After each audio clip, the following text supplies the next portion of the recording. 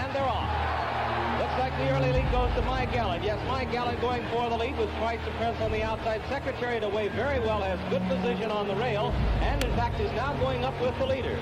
They're moving for the first turn. It is Secretariat. Sham on the outside is also moving along strongly. And now it's Sham. Sham and Secretariat are right together into the first turn. My Gallant has third behind them.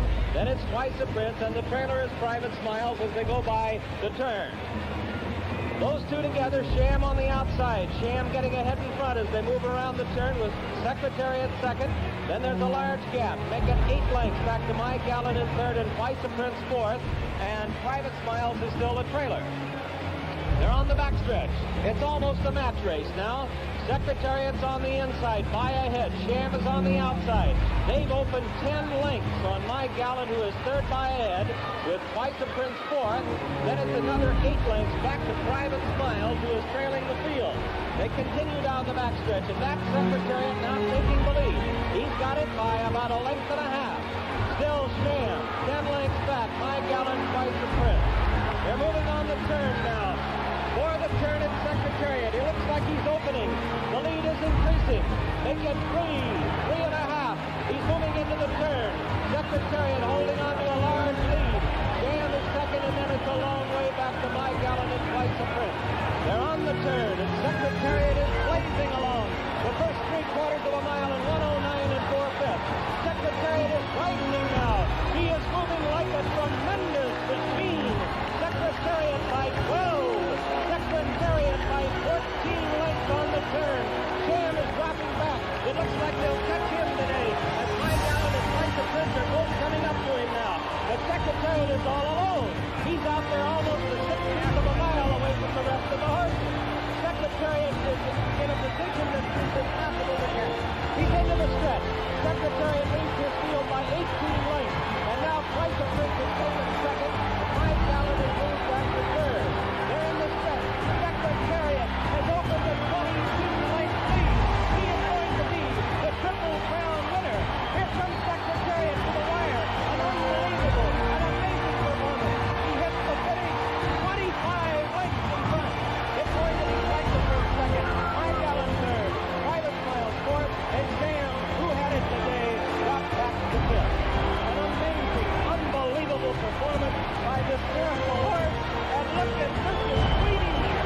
She's having the time of her life. She and Lisa Roy, who owns this most magnificent animal, who has today run the most sensational Belmont Stakes in the history of this race. Secretariat has accomplished the unbelievable task of breaking the 1.5-mile record by 2 3/5 seconds. That is a record that may stand forever. The time of this race, 2:24. Almost unbelievable. At the head of the stretch, Secretariat had already destroyed this field. As you can see, he was almost a 16th of a length, rather a 16th of a mile in front. And as he went through the stretch, Ron Turcotte, who never did anything but hand ride, never used the whip, made it almost embarrassing for the rest of the horses. I suppose you can't really be embarrassed by being beaten by the greatest horse in the past century. At the wire, Secretariat, all alone. And then it's such a problem to count lengths from that point. I said 25. It could conceivably have been more. The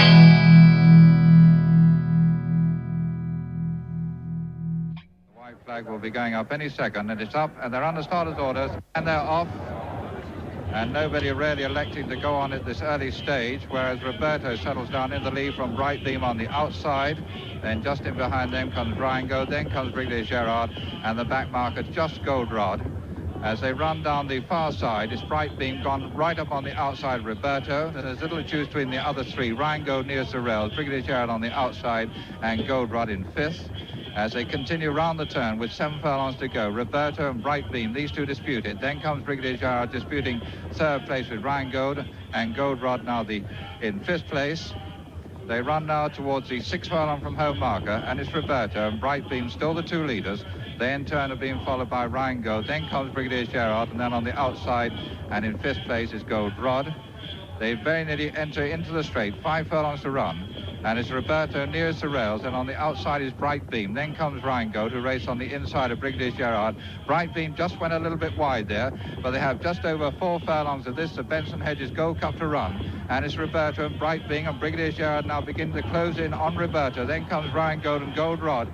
They've got 3.5 furlongs to run now, and it's Roberto still the leader from Brigadier Gerard, now begin to loom up size on his outside. Rheingold on the inside nearest the rail, then comes Gold Rod on the outside. Bright Beam now drops back to be 5th.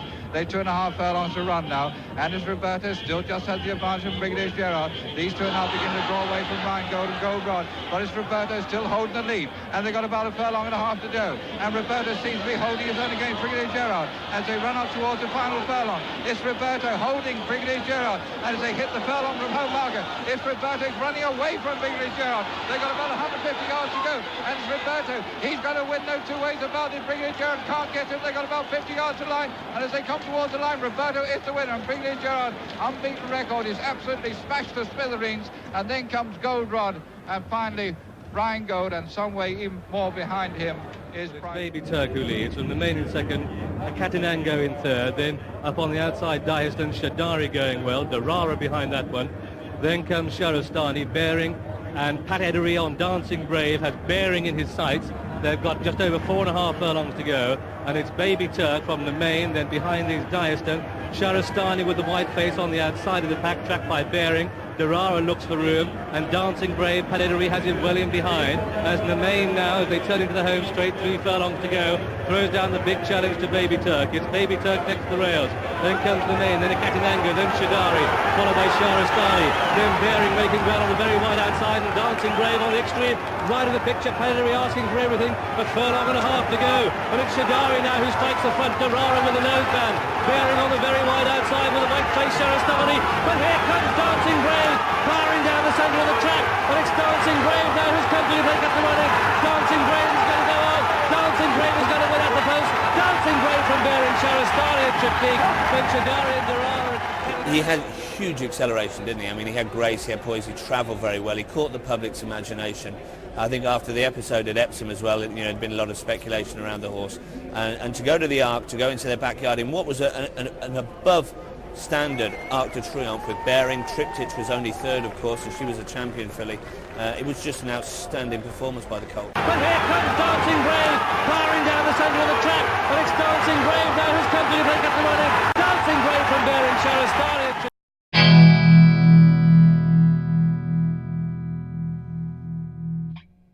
But it's Baby Turk who leads, from the main in second, Catinango in third, then up on the outside Dyerston, Shadari going well, Darara behind that one, then comes Sharastani, Bearing, and Pat Edery on Dancing Brave has Bearing in his sights. They've got just over 4.5 furlongs to go, and it's Baby Turk from the main, then behind is Dyerston, Sharastani with the white face on the outside of the pack, tracked by Bearing. Darara looks for room, and Dancing Brave, Pat Edery has him well in behind, as the main now, as they turn into the home straight, 3 furlongs to go, throws down the big challenge to Baby Turk. It's Baby Turk next to the rails, then comes the main, then a Catinango, then Shadari, followed by Sharastani, then Bearing making well on the very wide outside, and Dancing Brave on the extreme right of the picture. Pat Edery asking for everything, 1.5 furlongs to go, and it's Shadari now who strikes the front. Darara with the noseband, Bearing on the very wide outside with a white face Sharastani, but here comes Dancing Brave, powering down the centre of the track, and it's Dancing Brave now who's come to break up the running. Dancing Brave is going to go out, Dancing Brave is going to win at the post, Dancing Brave from Bearing, Sharastani at Triptych, then Shadari and Darara. He had huge acceleration, didn't he? I mean, he had grace, he had poise, he travelled very well, he caught the public's imagination. I think after the episode at Epsom as well, there'd been a lot of speculation around the horse. And to go to the Arc, to go into their backyard in what was an above standard Arc de Triomphe with Bearing. Triptych was only third, of course, and she was a champion filly. It was just an outstanding performance by the colt. But here comes Dancing Brave, powering down the centre of the track, and it's Dancing Brave now who's come to break up the running. Dancing Brave from Bearing, Sharastani.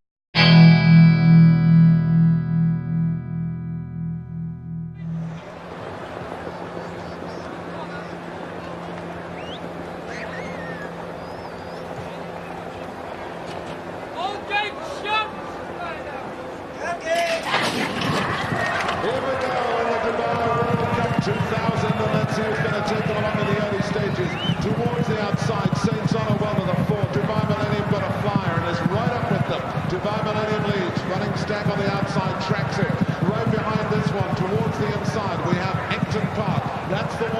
through at the moment as they go down the far side. Worldly Manor holds the inside. Saints Honor is right up with them in the early stages. They're going up blistering pace. Dubai Millennium leads. Stable companion Worldly Manor runs second. Saints Honor is a very close third. Behind these as they make the bend at the far end of the track with 7 furlongs left to run. It's Running Stag. Indigenous makes ground. Ecton Park is just on the heels of the leaders. Then comes Barons trying to get in the picture. On the far side of Barons as they make the bend is Gracioso.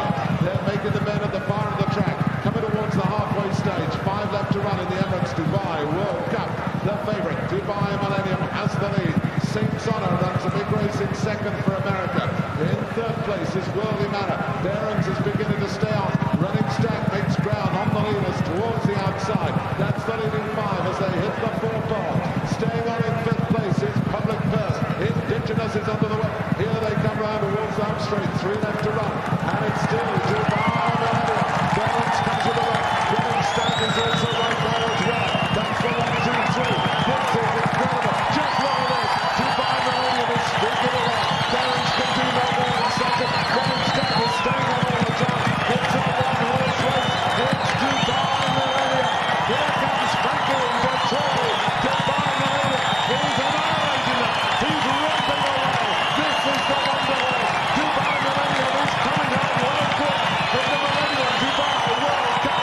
What a performance. Dubai Millennium wins it.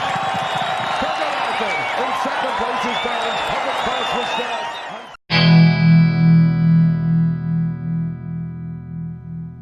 All on her own. Keep away from all the other runners if she wants to. She gets a friendly pattern, ruffle of the hair then from Glenn Darrington. And it's nearly time for the Diamond Jubilee, part of the Global Sprint Challenge. And we have a global sprinting superstar at the head of our market. She's going to go off an odds-on favourite, 6-1 on. And it's 5-1 bar. Society Rock last year's winner goes forward. Here's Jim. So, here you go, mate. Melbourne Cup is a race that stops a nation. This is a mare that has 2 nations agog. And there's the scene in Melbourne. Everybody watching. They're loading up the last few. Cheers from the crowd as Black Caviar is installed safely. A couple of them are getting restless. Moonlight Cloud is going to go forward now. This is her biggest challenge here at Royal Ascot, the Diamond Jubilee Stakes. Starter holding them. Society Rock is just rearing. A couple of them very edgy. Set. They're racing in the Golden Jubilee. And Black Caviar's got away to a good start. Society Rock began badly. Soul is going to be the early leader. Out in the centre, Black Caviar travelling on the near side, getting a lead from Bogart. Out in the centre, Jimmy Styles, followed by Escalave. And further back then is Restia d'Argent. Moonlight Cloud takes up a position in the middle of the field from the checker. Pastoral Player is further back in the field. They're followed then by Krypton Factor. Red Rock is out the back and company with Jenky. Then Sirius Prospect, who's at the tail of the field as they race up now towards halfway, and Soul the leader from Bogart, and now Black Caviar ambling up on the near side in third. They're a length to Escalave, followed by Krypton Factor and Jimmy Styles and Restia d'Argent, and further back is Jenky. But as they come up now onto the course proper, 2 furlongs left to go. Soul is the leader. Now Nolan starts to shake the reins at Black Caviar. She starts to move up on the near side. She draws level now with a furlong left to go. Now he says go on the mare. She gets about a half length in front of Soul. Restia d'Argent, Moonlight Cloud coming home fast, but it's Black Caviar in front with 100 yards left to go. Here's Restia d'Argent and Moonlight Cloud. He eases up near the line. Here's Moonlight Cloud. It's tight. Black Caviar and Moonlight Cloud in a photo. In third then Restia d'Argent, followed by Soul. Further back is Krypton Factor, and then Sirius Prospect back in the field from Society Rock. Bogart the last to finish. He has eased near the line, and this is tight. This is very, very tight indeed. Black Caviar flashing home down the outside, Moonlight Cloud, as they race towards the line. Oh, she might have just got the bobbin. She's got there.